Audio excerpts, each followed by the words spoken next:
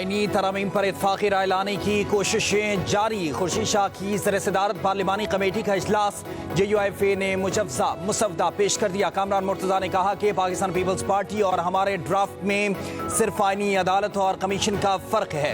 जल्द दोनों जमातें मुश्तरका ड्राफ्ट पर इत्फाक कर लेंगी। शेरी रहमान बोली, हम आहंगी पैदा करने की कोशिश कर रहे हैं। आईनी तरमीम अदालत पर हमला हरगिज़ नहीं है। इजलास में इत्फाक़ी राय के लिए वज़ीर क़ानून आज़म नज़ीर तारड़ की सरबराही में 5 रुकनी ज़िले कमेटी की तश्कील।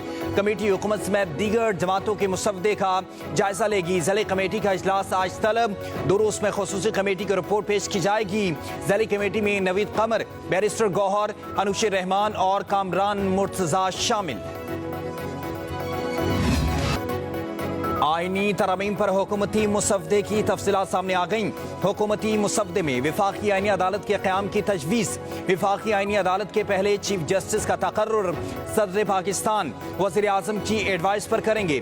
आईनी अदालत के जजेस के तकर्रुर के लिए कमीशन तश्कील दिया जाएगा, जिसके सरबराह चीफ जस्टिस विफाकी आईनी अदालत होंगे। विफाकी आईनी अदालत के चीफ जस्टिस की मुद्दत 3 साल और उम्र की बालाई हद 68 साल होगी।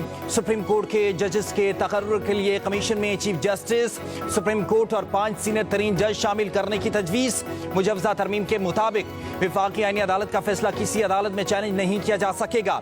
4 सूबाई आईनी अदालतों के फैसलों पर अपील विफाकी अदालत में हो सकेगी। सुप्रीम कोर्ट के चीफ जस्टिस का तकर्रुर भी 8 रुकनी पार्लिमानी कमेटी के जरिए होगा और सुप्रीम कोर्ट के चीफ जस्टिस का तकर्रुर 3 सीनियर तरीन जजेस में से किया जाएगा। सुप्रीम कोर्ट के जजेस के तकर्रुर के लिए कमीशन की सरबराही चीफ जस्टिस सुप्रीम कोर्ट करेंगे। हाई कोर्ट्स के जजेस के तकर्रुर के लिए कमीशन में मुतल्लका चीफ जस्टिस और सीनियर तरीन जज शामिल होंगे। हाई कोर्ट के जजेस के तकर्रुर के लिए सूबाई वज़ीर क़ानून और हाई कोर्ट बार का नुमाइंदा कमीशन का हिस्सा होगा।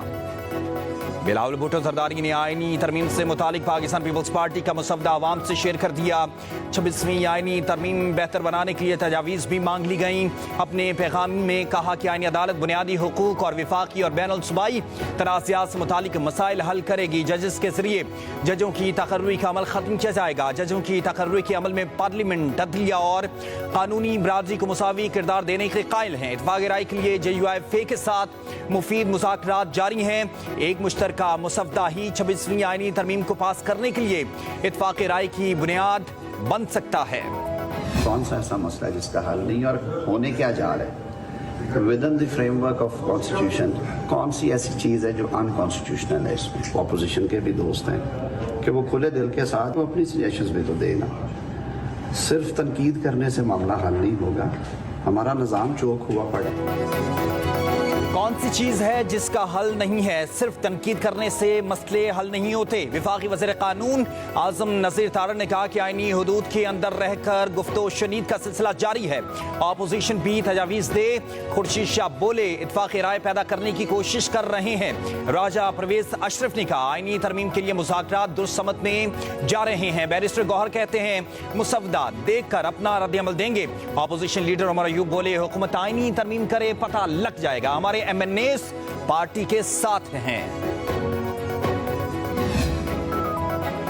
खुसूसी कमेटी के इजलास में PTI के एहतजाज का तस्करा। उमर अयूब की हुकूमती रहनुमाओं से तलक कलामी।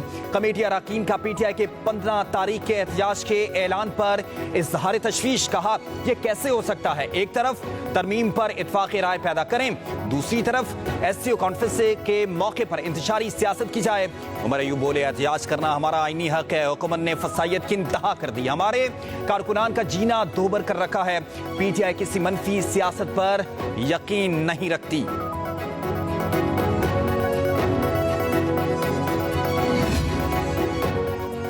15 अक्टूबर को डी चौक पर एहतजाज करना है या नहीं? बैरिस्टर गौहर, अली मोहम्मद खान और अली अमीन गंडापुर एहतजाज मुलतवी करने के हामी। इजराइल ने दावा किया। चेयरमैन PTI ने SCO इजलास के मौके पर डी चौक पर एहतजाज की मुखालफत कर दी। PTI इजलास में हामिद खान और असद कैसर ने भी एहतजाज की खुलकर हिमायत नहीं की।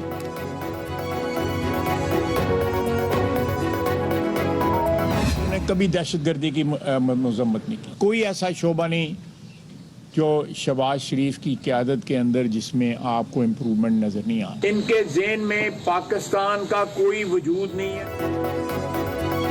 पीटीआई की 15 अक्टूबर को डी चौक में एहतजाज की कॉल, वज़ीर दिफा का एब्सोल्युटली नॉट का जवाब। ख्वाजा आसिफ कहते हैं विफाक पर यलगार रोकने के लिए रियासत पूरी ताकत का इस्तेमाल करेगी। एहतजाज की कॉल के पीछे एक नजरिया और जहनी कैफियत बुरुएकार है। पीटीआई दुश्मन के एजेंडे पर गामजन है, इंतशार फैलाने से बात नहीं आ रही। तहरीक इंसाफ ने कभी दहशत गर्दी की मुसम्मत नहीं की, बोले मुल्क के हर शोबे में बेहतरी और मईशत मजबूत हो रही है। पीटीआई तरक्की का रास्ता रोकना चाहती है। इनका मुतालबा सिर्फ बानी पीटीआई की रिहाई ही है। ये 9 मई दोबारा बर्पा करना चाहते हैं। ऐसी जमात जिसका एक ट्रैक रिकॉर्ड है, नई बात नहीं है, मेरे कहने की बात नहीं है, उन्होंने सिर्फ इस मुल्क में फितना और फसाद बर्पा करना है। वो आपने सुना ना, एक बड़ा वो इनका पेट अल्लाह जाने गाना है कि जुमला है, डट के खड़ा है कप्तान। तो आज हम देख रहे हैं कि जो कप्तान है वो पाकिस्तान की तरक्की और खुशहाली के खिलाफ डट के खड़ा है। इस वक्त वो कप्तान जो है, महंगाई जो कम हो रही है उसके खिलाफ डट के खड़ा है। नामालूम जगह से जो है वो एहतजाज की कॉल आई है और उस कॉल में जो है वो अब ये एग्जैक्टली 15 और 16 उस कॉन्फ्रेंस के डेज हैं, उसके अंदर ये प्लान किया गया है कि इस्लामाबाद पे यलगार करनी है। और कल जो है वो उन्होंने अनाउंस किया कि उन्होंने इस्लामाबाद पे एक और यलगार करना है। खुद किसी ने बाहर नहीं निकलना, खुद जो है हमें खतरा बढ़ा है। वज़ीर इत्तलात पंजाब अस्मा बुखारी ने पीटीआई को दहशतगर्द जमात करार दे दिया। कहती हैं पीटीआई और पीटीएम में कोई फर्क नहीं, उनका कप्तान पाकिस्तान की खुशहाली के खिलाफ डट कर खड़ा है। नामालूम मकाम से एहतजाज की कॉल आती है। एहतजाज की सीरियल दोबारा शुरू की जा रही है। इस बार कोई गलत फहमी में ना रहे। कहा अपने एजेंडे की तकमील के लिए तहरीक फसाद किसी भी हद तक जा सकती है। सेनेटर सैफुल्लाह आबड़ो को इन्होंने खुद अगवा कर रखा है। पीटीआई ने मुल्क की तरक्की के खिलाफ ऐलान जंग कर रखा है।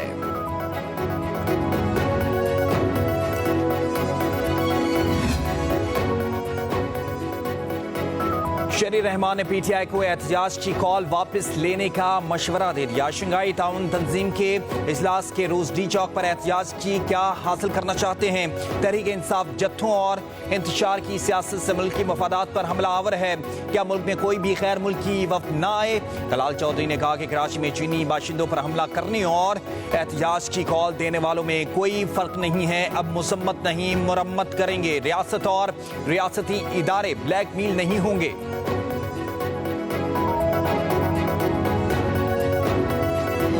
डी चौक के एहतजाज से अगर हमारे पास मेंबर पूरे हो जाते हैं तो क्या वो जो आईनी तरमीम है वो ख़त्म हो जाएगी या आपकी ब्लैकमेलिंग से ख़त्म हो जाएगी? नहीं। लेकिन पीटीआई का हमेशा ये एजेंडा रहता है कि मुल्क को हमेशा डिस्टेबलाइज रखें, मुल्क दुश्मनों के कहने पे काम करें। चाइना का प्रेसिडेंट आए तो ये एहतजाज करते हैं।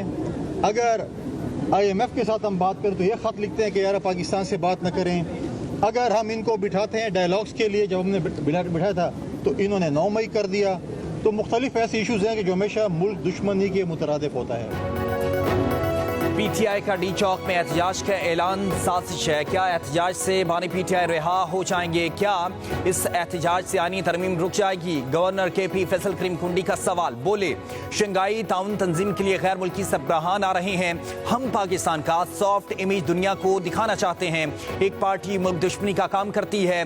पीटीआई ने हमेशा मुल्क को अदम इस्तेहकाम से दोचार किया। मौलाना फजल रहमान सियासी आदमी हैं, हमारे हक में फैसला करेंगे।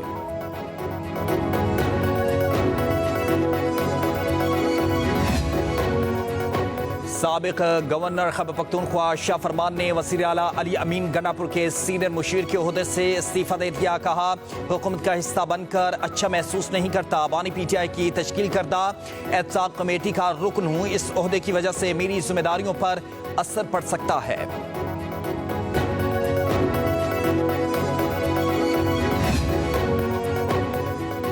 शंघाई ताउन तंजीम सरबराहान ने हुकूमत काउंसिल का 23वां इजलास 15 और 16 अक्टूबर को इस्लामाबाद में होगा। चीन, रूस, काजाकिस्तान और दीगर ममालिक के वज़ीर आज़म, ईरानी नायब सदर और भारतीय वज़ीर ख़ारजा शरीक होंगे। वज़ीर आज़म शहबाज शरीफ का इस्लामाबाद में जिना कन्वेंशन सेंटर का दौरा। SCO इजलास के इक़दाम का जायजा लिया। वज़ीर आज़म का इक़दाम पर इत्मीनान का इज़हार।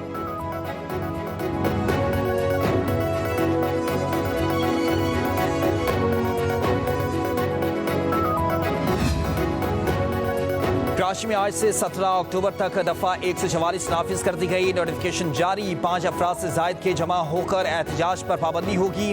जल्द से जुलूस और रैलियां भी नहीं निकाली जा सकेंगी। फैसला अमन अमान की सूरत हाल को मद्देनजर रखते हुए किया गया।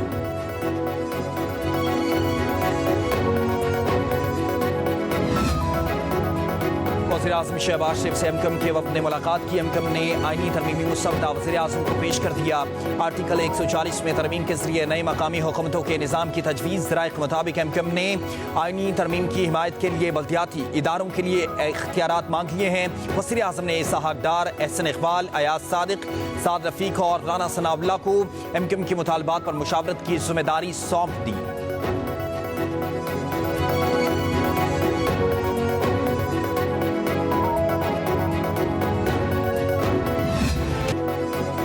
मुजव्वज़ा आईनी तरमीम के खिलाफ दरख्वास्त पर समाअत के लिए सुप्रीम कोर्ट का 3 रुकनी बेंच तश्कील दे दिया गया। चीफ जस्टिस काजी फैज़ की सरबराही में बेंच 17 अक्टूबर को समाअत करेगा।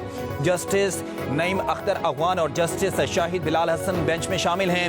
साबिक सदर supreme court bar Abid Zubairi ने मुजव्वज़ा आईनी तरमीम के खिलाफ आईनी दरख्वास्त दायर कर रखी है। रजिस्ट्रार ऑफिस ने आबिद जुबैरी को नोटिस जारी कर दिया।